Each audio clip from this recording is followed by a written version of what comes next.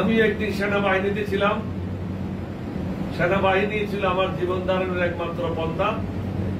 তাদের উদ্দেশ্যে বলতে চাই, আওয়ামী স্বৈরাচারী, গণহত্যাকারী, টাকা লুণ্ঠনকারী, দুর্নীতিবাজ সাবেক মন্ত্রী, এমপি বা নেতা যারা বিভিন্ন সেনানিবাসে আশ্রয় নিয়েছে বা লুকিয়ে আছে, তাদেরকে আয়না করে রেখে স্বরাষ্ট্র মন্ত্রণালয়কে অবহিত করতে হবে। কারণ তারাই আমাদের জন্য আয়নাঘর করেছিল। এখন তাদেরকে আয়নাঘরে রেখে আয়নাঘর কিরকম লাগে শ্বশুর বাড়ি, এটা তাদের দেখা উচিত। এবং ISPN এর মাধ্যমে সংবাদপত্রে খবরগুলি প্রকাশ করুন। তাদেরকে জামায় আদর রাখার কোনো কারণ নেই। এতে আপনাদের ভাবমূর্তি উজ্জ্বল হবে না, বরং ভাবমূর্তি পূর্ণ হবে। তাদেরকে ইমিডিয়েটলি স্বরাষ্ট্র মন্ত্রণালয়ের কাছে হস্তান্তর করেন, এতে আপনাদের ভাবমূর্তি উজ্জ্বল হবে। বিগত দিনগুলিতে আপনাদের হারানো ভাবমূর্তি আপনারা অনেক উজ্জ্বল করেছেন। পুনরায় উজ্জ্বল করার ব্যবস্থা গ্রহণ করুন। এছাড়াও গুরুত্বপূর্ণ বিষয় আমি বলতে চাই আপনাদের মাধ্যমে, বাংলাদেশের কোন নাগরিকের উচিত হবে না এই ধরনের জাতীয় শত্রুকে আশ্রয় দেওয়া।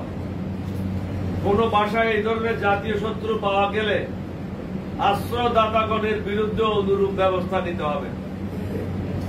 এদের যারা লুণ্ঠনকারী, গণহত্যাকারী, তাদের বিরুদ্ধে যে ব্যবস্থা নেবেন, যে আশ্রয় দেবে তার বিরুদ্ধেও অনুরূপ ব্যবস্থা গ্রহণ করতে হবে। আশা করি এই জাতীয় শত্রুদের সকলে ধরিয়ে দেবেন। আপনাদের মাধ্যমে আমরা চাই জাতি আমাদের এই কথাগুলি শুনুক। আমরা শুধু রাস্তায় ওষুধ বিক্রি করি না। এলডিপির কাজ হল জাতিকে একটা গাইডেন্স দেওয়া। নতুন সরকার আসছে, নতুন সরকারকে গাইডেন্স দেওয়া এবং জনগণের জন্য কি করা প্রয়োজন সেটা বলে দেওয়া। এটা গুন্ডা পান্ডাদের দল না, ওষুধ ব্যাপারীদের দল না। এটা হলো জনগণের ভালো মানুষের দল। আমরা সঠিকভাবে পালন করতে চাই।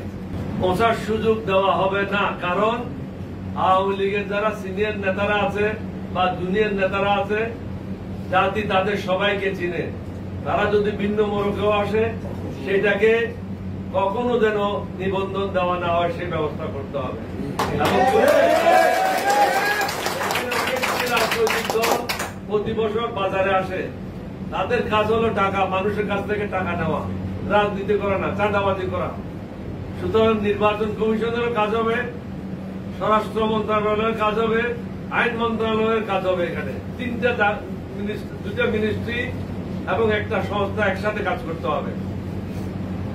পুরাতন মত নতুন বোতলে আসলে কোনো লাভ হবে না। এটা হলো বলে old wine in a new bottle. পুরাতন মত নতুন বোতলে, এটা যেন না হয়। লোকগুলি চিহ্নিত করতে হবে। যখন নিবন্ধন দেবে দেখতে হবে সে কোন দলে ছিল আগে, তার পূর্বপুরুষ কোন দলে ছিল। এটা যাচাই বাছাই করলেই এই সন্ত্রাসীরা ধরা পড়বে এবং তাদের নিবন্ধন দেওয়া।